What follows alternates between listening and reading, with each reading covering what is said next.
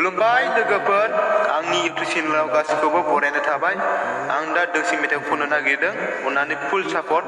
अन्नानै please subscribe खालामनानै ला बेलाइथाखौ अलाव थुना होजाय कमेन्ट लाइक शेयार खालामना होबानो जाबाय लोगोफोर आं दोंसे खननो नागिरदों आं माखौ खननाय जायो आदाखौ लांबायखौ खननोसै आं दोंसे सर्ट ससेनो आदाखौ लांबाय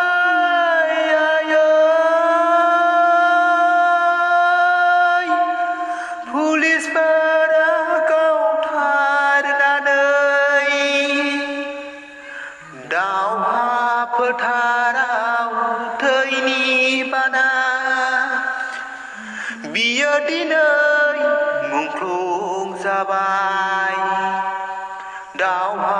फोथाराव थैनि बाना बियो दिनै